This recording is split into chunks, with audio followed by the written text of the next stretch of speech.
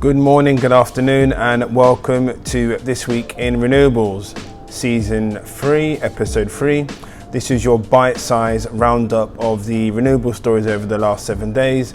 Wind, hydropower, solar, anything renewables I discuss. I'm your host, as usual, Mr. Deji Ogunshola. Don't forget to do all the good stuff, the like, comment and sharing. It really does help with the visibility of this podcast. Today I'm going to start off with some solar news coming from the industry and Greenvolt. They are to start construction of 5 solar projects in Portugal that will add a combined total of 70 megawatts of capacity. These new parks are going to be in the centre and south of Portugal. Will join to another that is already in production, the Canterhead Park, which has a capacity of 10 megawatts.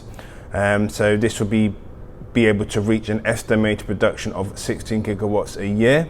It's important to mention that the 6 schemes are part of a set of photovoltaic solar projects that add a total of 243 megawatts of capacity, of which around 160 megawatts are in advanced stages of development.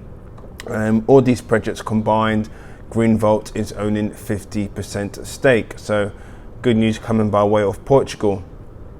More news on the solar side and Italy. I've continued to say several weeks now that Italy is fast becoming one of the hotspots for solar, no pun intended. Octopus Energy have rolled out their plans for 1.1 gigawatts of Italian renewables. This is a combination of both solar and wind, I must say. They're going to be working in JV with developer Nexta, as I said, to create 1,100 megawatts of new solar onshore and solar farms and energy storage, specifically in the south of the country by 2025. The recently launched 220 million Octopus Energy Development Partnership, OEDP, invests in early stage building green power.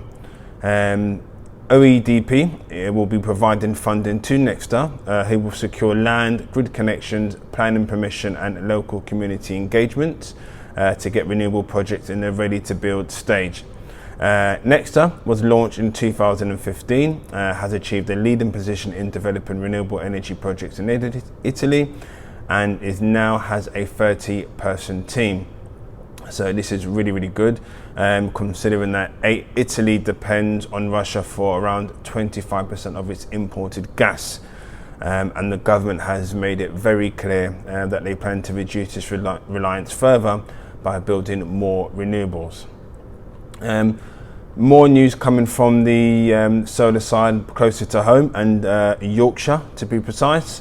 And renewable developer Boom Power, such a great name, they have secured permission to construct over 90 megawatts of solar capacity in Yorkshire. The developer has been granted planning permission for the Osby and the Low Farm, which are 40 megawatts and 49 megawatts respectively, solar farms by the Council of Selby District and Kirklees.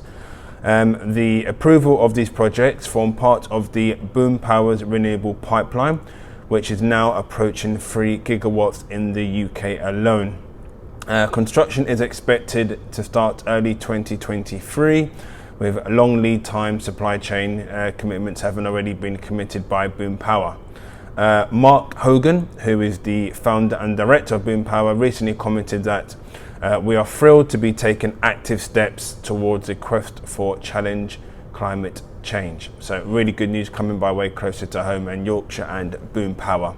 Once again, probably the best name I've heard of a company so far. More news closer to home again, this time related to the wind energy sector, and Scottish ministers have approved EDF Renewables application to build its 225 megawatt Clashgow wind farm in northern Scotland. The 48 turbine project will be constructed in partnership with Force 9 Energy at a site closer to Forres. A 50 megawatt battery storage facility is also included in the planning consent. Responding to the approval, EDF Renewables Head of Onshore Investments in the UK, Claire Jones, recently commented that we are pleased that the Scottish Government has approved our planning application for the Clashgar wind farms. The wind farm will go a great way to accelerating our efforts to meeting the country's net zero climate change target. So again, congratulations to EDF Renewables and the Scottish Government who've approved these wind projects. More news on the wind side, and again coming from EDF Renewables, and this time in Ireland. They have announced plans to develop a 50 megawatt wind farm in the County Louth. The proposed wind farm could power more than 35,000 homes. Will be located approximately 8 kilometres north of Drogheda town, EDF have commented.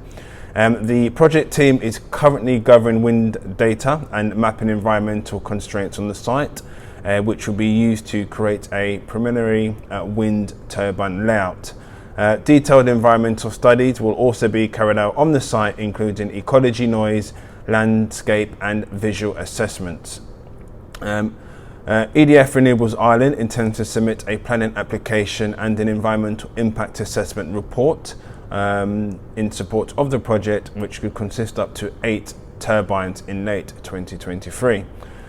Subject to planning permission, of course, the wind farm could be constructed and operational by 2027. So, as per usual, stay tuned to This Week Renewables for the latest news. I'll be updating you on any news on those particular projects.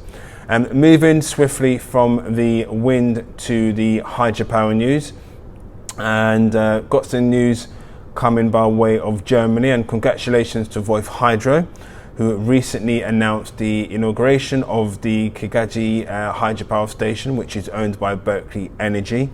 Voith Hydro proudly announced its inauguration of the Kigaji hydropower station, owned by Berkeley Energy. This took place on the 21st of September, so a couple of weeks back.